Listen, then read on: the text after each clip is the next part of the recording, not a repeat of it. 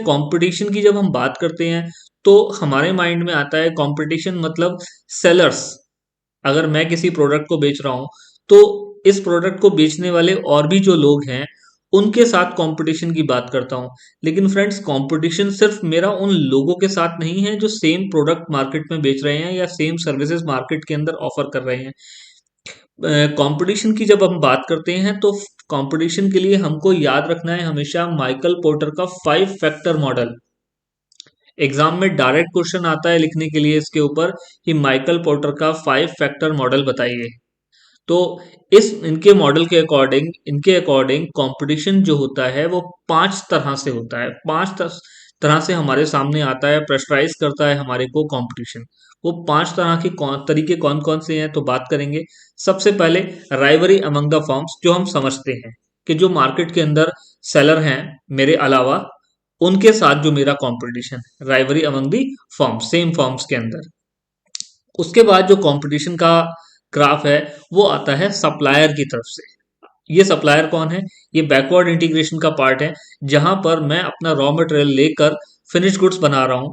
तो जो सप्लायर हैं जो मुझे रॉ मटेरियल प्रोवाइड कर रहे हैं, अगर सपोज करो मार्केट के अंदर प्रोडक्ट रॉ मटेरियल की शॉर्टेज पड़ती है और जो रॉ मटेरियल पहुंचाने वाले सप्लायर हैं वो लिमिटेड हैं, तो सबसे पहले मुझे कंपटीशन कौन देगा? किससे फेस करना पड़ेगा मुझे? इनसे, क्योंकि ये रॉ मटेरियल के प्राइसेस को क्या करेंगे? बढ़ा देंगे। बोलेंगे लेना है तो लो, नहीं तो मैं दूसरे को बेचूंगा। अब मेरी मजबूरी क्या होगी? महंगे भाव पे रॉ मटेरियल परचेज करना पड़ेगा। तो जो सबसे पहला चेन में मेरे लिए कंपटीशन खड़ा कर रहे हैं वो कौन खड़ा कर रहे हैं? सप्लायर। अगर मार्केट में सप्लायर ज्यादा होंगे तो मेरे लिए ये फ्रूटफुल पोजीशन होगी। मैं इनके सामने वही कंपटीशन फेस लेके जाऊंगा कि इतने में देना है तो दो, नहीं तो मैं किसी और से लूंगा। लेकिन अगर शॉर्ट है, डिमांड ज्यादा है, सप्लाई कम है, तो सबसे पहला जो कंपटीशन मुझे ये देने वाले हैं वो है मेरे सप्लायर। नंबर 2, बायर या कस्टमर। एक कंपटीशन मैंने फेस किया, जो लोग मेरी ही लाइन में है और प्रोडक्ट और सर्विसेज ऑफर कर रहे हैं। दूसरा मैंने फेस किया बैकवर्ड इंटीग्रेशन, जो लोग मुझे रॉ मटेरियल प्रोवाइड कर रहे हैं उन वो मुझे कंपटीशन दे रहे हैं। तीसरा कंपटीशन मुझे किससे मिल रहा है? मेरा फॉरवर्ड इंटीग्रेशन मेरे कस्टमर से मुझको मिल रहा है कि जो मेरा प्रोडक्ट खरीद रहे हैं, जो मेरे कस्टमर हैं, वो मुझे कंपटीशन में जो है सामने खड़ा कर रहे हैं। बोले इतने का देना है तो दो, नहीं तो दूसरे से लेंगे। कस्टमर की तरफ से आने वाला कंपटीशन, ये तीसरा कंपटीशन है। चौथा, न्यू एंट्रेंस। मार्केट में जो नए नए सेलर आ रहे हैं, जो पुराने थे उनसे तो मेरी फाइट चालू थी, जो मार्केट में नए एंट्रेंस आ रहे हैं, नई बिजनेसेस की एंट्री हो रही है, वो मेरे लिए चौथा कॉम्पिटिटर बन रहे हैं, वो मुझे कंपटीशन दे रहे हैं। और जो पांचवा और लास्ट है वो है substitute products.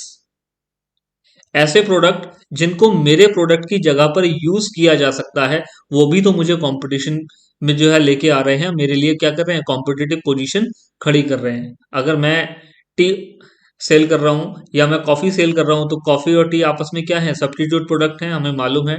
Diesel petrol, petrol वाली कार, डीजल वाली कार, अब इलेक्ट्रिक कारें, तो ये सब क्या है? सब्स्टिट्यूट प्रोडक्ट है। तो ये हमारे लिए सब्स्टिट्यूट प्रोडक्ट्स की तरफ से आने वाला कंपटीशन है। माइकल पोर्टर का 5 फैक्टर मॉडल इसी पे बेस है। डायरेक्ट क्वेश्चन लिखने के लिए इस पे आता है।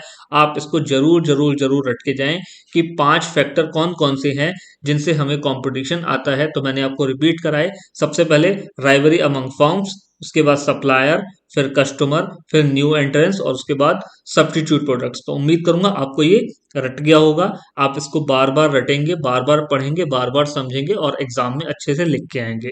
तो nature and strength of competition पे हम बात कर रहे थे, तो हमने बात की कि 5 तरह के हमारे कॉम्पिटिटर हैं, फैक्टर हैं जिनसे हमारे को कंपटीशन देखने के लिए मिलता है। It is essential for any firm to understand competitive environment of industry to devise and effective strategy. Strategy, एक अच्छी स्ट्रैटेजी बनाने के लिए हमें अपने सारे फैक्टर्स को अंडरस्टैंड करना होगा, सारे फैक्टर्स को समझना होगा, तभी हम एक साउंड स्ट्रैटेजी, इफेक्टिव स्ट्रैटेजी बना सकते हैं।